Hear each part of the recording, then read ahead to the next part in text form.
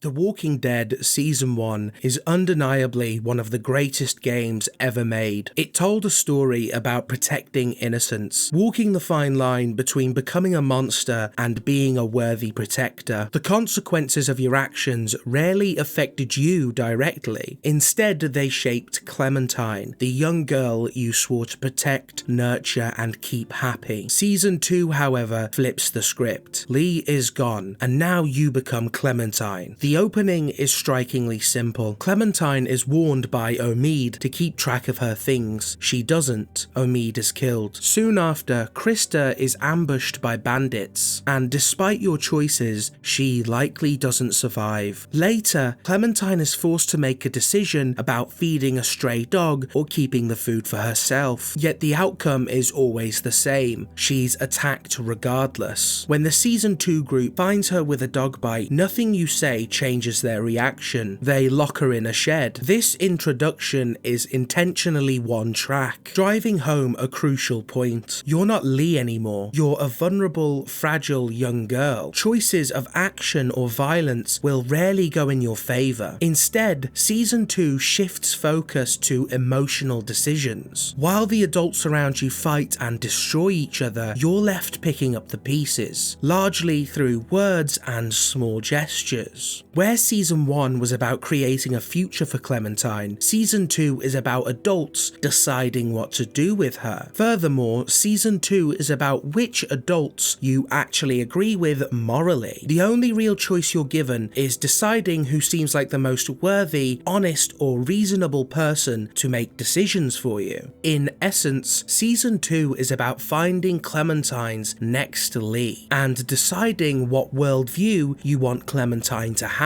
The theme of finding your next Lee is exemplified during the river scene with Pete and Nick. Pete, one of the only adults kind to Clementine, takes her and Nick on a fishing trip. However, walkers attack, forcing Clementine to choose between the two. On one side is Nick, a hot-headed and unreliable screw-up who argued for Clementine's death because of her bite, though he later apologizes, citing grief over his mother. On the other side is Pete, a calm, fatherly figure who has only shown kindness, offering to teach Clementine essential survival skills. The choice feels obvious. Pete is clearly the safer and more trustworthy option, yet the game undermines this decision. Pete is bitten and doomed to die. This moment is telling. Clementine isn't a capable adult like Lee. She isn't armed. She doesn't rescue anyone, and her choice is ultimately meaningless. All she does is run to the side she picks and stands there helplessly. It's a stark reminder that Clementine is powerless in many ways. Her decisions aren't about taking control, but about aligning herself with people who might stay alive long enough to help her. This lack of control defines the consequences of Season 2. If you choose not to make friends with Sarah, refuse to forgive Nick, or stir up drama with Rebecca, by episode 2, almost everyone dislikes Clementine. The only exception is Luke, who is purposefully designed to be kind and dependable, a soft-hearted optimist who serves as a safety net. But leaning on Luke alone is dangerous, a lesson we learned from the Nick and Pete situation. Banking on one person is never enough. To survive, Clementine must navigate the messy, volatile dynamics of the new group, forgiving and making allies even when it's difficult. The game doesn't hide its message. You don't get to choose who surrounds you. Your survival hinges on socializing and adapting, not on physical strength or decisive actions. In episode 2, the season's main villain, Carver, makes a surprise appearance. The dynamics I mentioned earlier are in full effect. You can't lock the door or ask him to leave. Carver will walk straight in. Hello there. Hello. How are you? Okay. How are you? Well, I'm doing just fine, thank you. my family. Regardless of whether you're truthful or spin convincing lies, Carver will always see through you. Even minor decisions like refusing to let Sarah take a photo don't matter. She'll do it anyway, and Carver will inevitably find it. Your control over this encounter is non-existent. Personally though, I found this moment compelling. One-on-one time with the main villain, especially during their introduction, is a rarity in most games. Carver's arrival forces the Season 2 group to flee toward the mountains. Even on the journey there, you get power and choice ripped from you again when Nick impulsively shoots a well-meaning stranger. All of this builds up to what I consider the best, and for others the most divisive, moment in the game: the return of Kenny. Kenny! Wait, you know this guy? Clementine?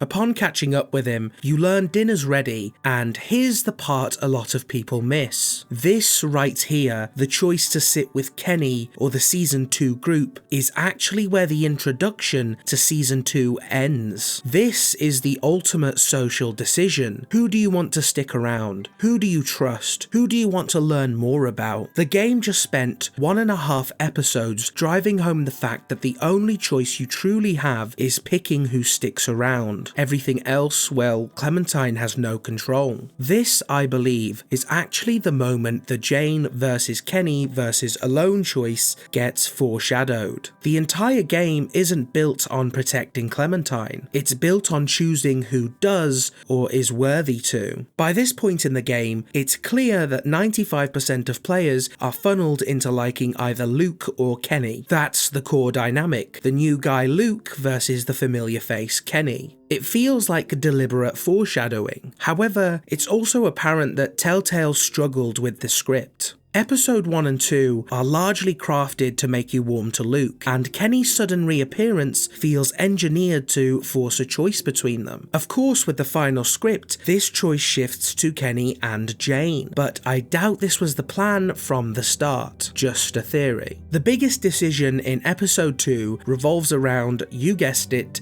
a social choice. You must decide whether to tell Walter the truth about Nick, because the stranger Nick shot was Walter's friend. If you tell the truth, you could potentially save Nick's life.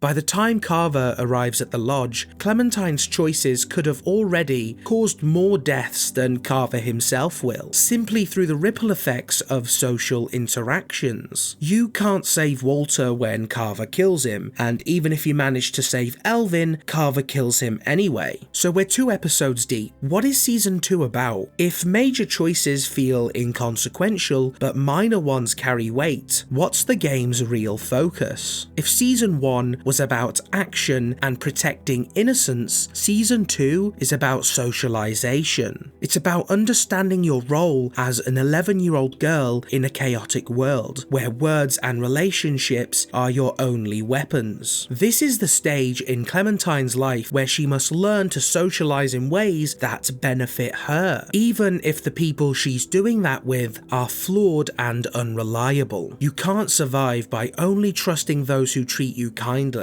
Some people must be won over, and those people might just be your only choice in a week or two. Now that we've established Season 2 is largely a game of social choices, where Clementine is always ignored or powerless, let's focus on the arrival of Carver, how it deepens my point, and how ultimately choosing your next protector is affected by it.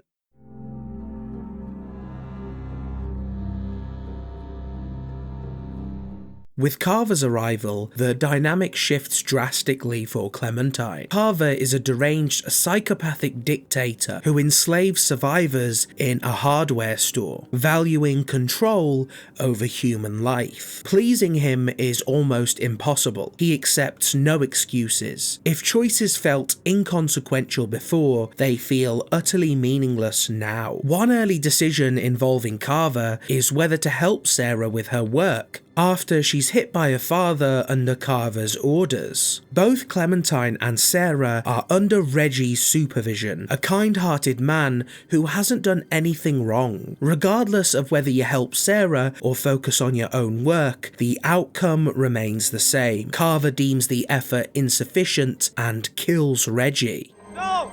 No! No! No! Leave! Ah! Weakness. Incompetence. It puts us all at risk, and it won't be tolerated. Later, Clementine steals a walkie-talkie, prompting Kenny to take the blame. As punishment, Kenny gets brutally beaten. No! God! Jesus Christ! Stop! Stop him! Somebody stop him! Troy, do something! Let me go! Clementine, help You me! have to do this! Your choices in this moment, whether to restrain Sarita, his wife, or assist Kenny, are meaningless. Carver will always carry out the beating. Even with Carver's oppressive presence, the most impactful choices remain social. Do you confide in Bonnie about Luke? Do you watch Kenny beat Carver? Even the climactic choice of episode 3, whether to amputate Sarita's arm or kill the walker attacking her, is mostly pointless, as Sarita always dies. Episode 3 ultimately serves as a grim introduction to serious, unhinged villains. It forces protectors like Kenny, Luke, and Jane to prove themselves under pressure, as Clementine runs errands for whichever plan seems most viable. This episode isn't really about Clementine. Instead, it's about evaluating who among the group can lead effectively and stand up to the threats like Carver. Clementine, for now, remains powerless, overlooked and not taken seriously. This seems intentional in the earlier episodes, where the focus is on how the adults establish themselves as leaders before Clementine's input carries weight. The Season 2 group is often criticised for being bad, but that's mostly intentional. You have loose cannons, overprotective figures, and humanitarians. It's all about choosing who you think is wrong and right. By episode 4, however, this dynamic shifts. Clementine's growing personality earns her respect, and the group begins to see her as an essential part of their survival. While Kenny spirals into despair after Sarita's death, even blaming Clementine in his grief, Jane takes the opportunity for a one-on-one lesson. She teaches Clementine survival skills, how to search walkers, what to scavenge, and how to take them down efficiently. A hardened loner who distrusts groups, Jane quickly thrusts her worries onto Kenny, deeming him broken in the aftermath of his loss of Sarita and his brutal beatdown of Carver. This marks a turning point where Telltale shifts the narrative, positioning Jane as Kenny's opposition rather than the intended Luke. The choice to frame the story around Jane versus Kenny is understandable. Jane embodies pragmatic solo survival, advocating for cutting ties with anything or anyone that might drag you down. Kenny, by contrast, clings to a crumbling vision of family and loyalty, his mental state deteriorating under the weight of his losses. At first glance, Jane's philosophy may seem like the logical path forward, but with AJ's impending arrival, her worldview begins to get shaky. To Jane, AJ is nothing more than a burden, a liability that could endanger Clementine's survival. This mindset is evident when she pushes to abandon Sarah during the RV Walker attack, revealing her ruthless approach to cutting losses. When Rebecca dies at the end of episode 4 after giving birth to AJ, we're back to square one. The focus shifts to protecting innocence, but now we're doing it through the eyes of a little girl instead of Lee. This not only reinforces the theme of protecting innocence, but also revives the original concept of Clementine choosing her next protector. In my opinion, episode 4 reflects a critical moment when the writers recognized the need to refocus on the game's central theme, preparing Clementine to choose her next Lee. This pivotal choice, whether to embrace Kenny's familial devotion or Jane's cold survivalism, defines Clementine's future and solidifies the emotional stakes of the finale. Everything in the story builds towards the finale. The Sarita choice feels deliberately designed to push Kenny into looking unstable, giving Jane her chance to stand out. At times though, the unhinged Kenny angle feels overdone. I actually think AJ's birth was included to balance things. Kenny might be losing it, but Jane is completely unequipped to care for a baby. With all this in mind, let's focus on the big choice of episode 5, Kenny or Jane.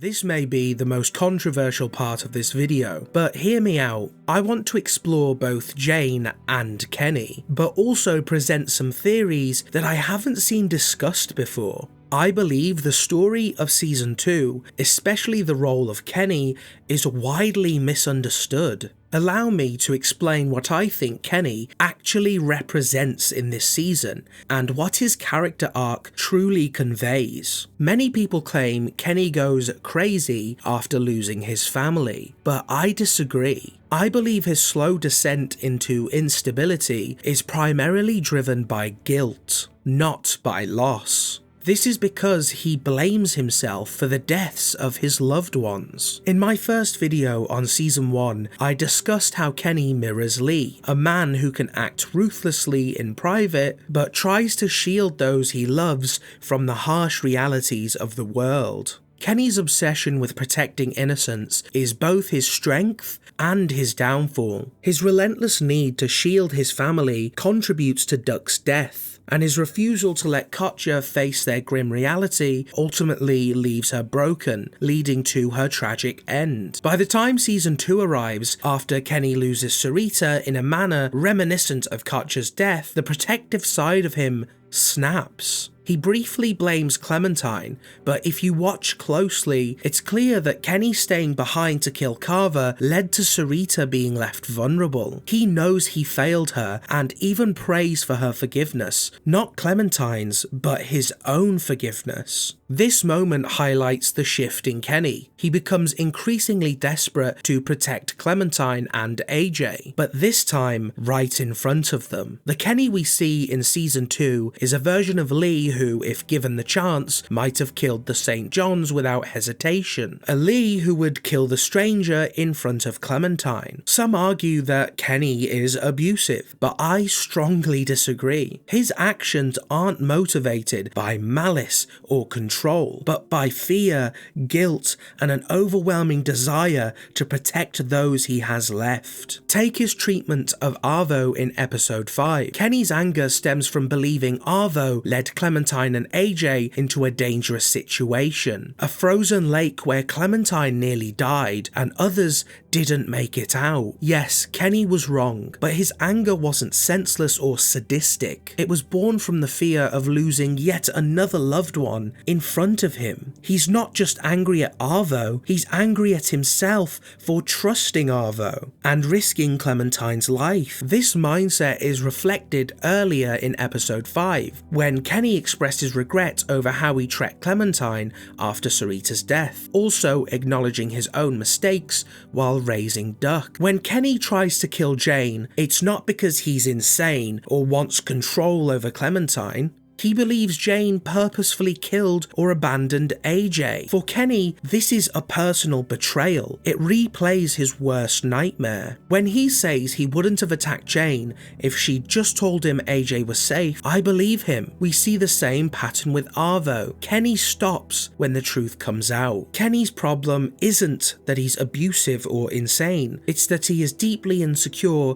about his ability to protect those he loves. His actions reflect a version of Lee who has experienced profound loss. Lee never had to watch the person he loved die in front of him or shoot them to end their suffering. Kenny has lived through that pain again and again, blaming himself every time it happens and every time it nearly happens. Kenny is still a reflection of Lee, but one who has experienced far more devastating loss. If Lee had lost Clementine while caring for Duck, I believe his ruthlessness would have escalated just as Kenny's did. It's also worth noting that Kenny is the only one in the group who genuinely cares about getting basic supplies for AJ. He constantly stresses over securing food, water, and safety, while the rest of the group seems less concerned. Naturally, they resent Kenny for always being the one to worry and make decisions. Despite the immense pressure on him, Kenny's sole focus is AJ's survival, something that stands in stark contrast to characters like Mike and Bonnie who don't seem to care and instead defend Arvo and leave with him, likely because it's the easier choice. Because AJ is a baby, and a baby is a burden to everyone except Kenny. Let me see him.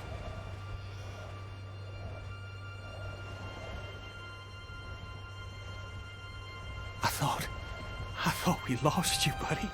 But does any of this mean Kenny is innocent? Absolutely not. Kenny is deeply damaged, he's reckless and often unreliable. But his intentions are clear. He loves Clementine and AJ, and he'll do whatever it takes to protect them. At the gates of Wellington, Kenny admits his flaws. He knows he can be reckless and dangerous. But he also knows he loves Clementine and AJ so much that he's willing to risk everything for them, even if it means making the wrong choice. Telling Clementine to stay at Wellington isn't just about securing their future, it's Kenny's way of finding peace. It's the culmination of his arc. He moves from feeling like a failure to fulfilling his role as protector. And just as a side note, if Kenny was an abuser, he wouldn't want to let Clementine and AJ go, but he does, willingly and gladly. For me, the Wellington ending is the best conclusion to Kenny's story. Clementine and AJ are safe, and Kenny finds closure. He evolves from a man consumed by guilt and failure to one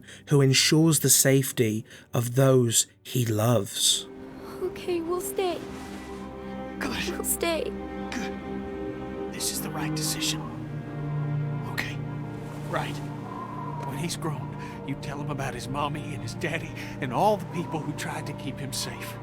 You tell him, okay? He deserves to know.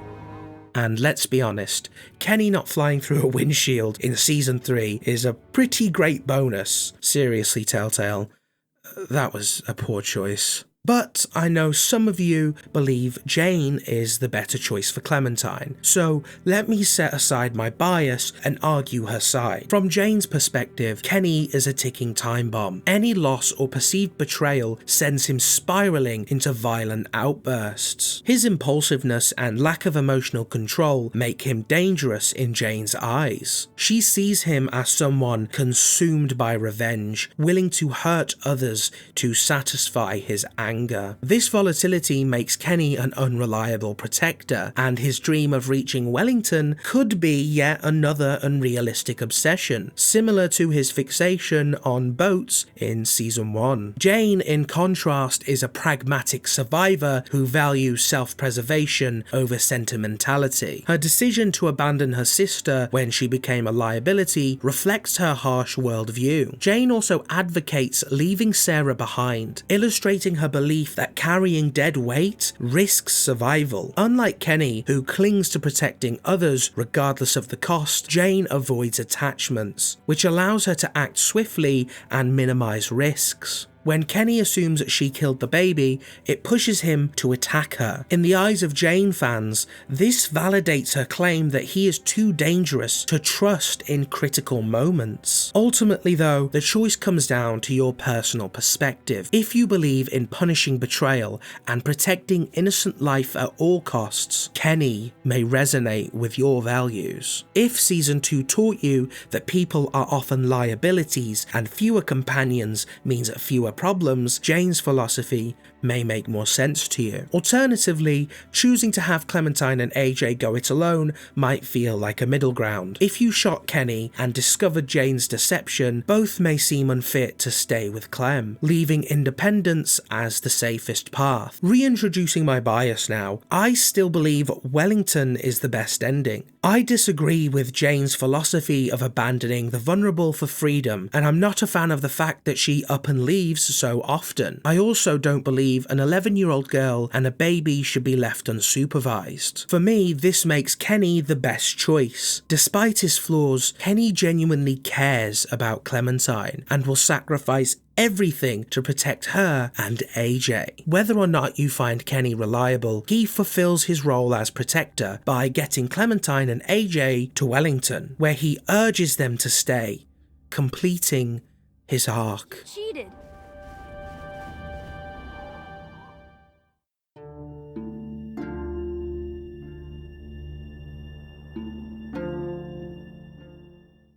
I believe The Walking Dead Season 2 is deeply misunderstood. While I agree the writing can be inconsistent, like Rebecca suddenly switching from hating Clementine to being her best buddy once the writers realised AJ could drive the story, the game's true strength lies in its themes and character development. For a game centred on choices, some argue the narratives make Clementine feel ignored, which frustrates players. But for me, Season 2 isn't about the illusion of choice. It's about discovering what kind of person Clementine becomes. The decisions you make, who you trust, who you side with, and which plans you support shape Clementine's personality and moral compass. At the time of release, these choices felt practical and grounded. However, A New Frontier made much of Season 2 redundant. Clementine was reduced to a side character, and the handling of Kenny and Jane's arcs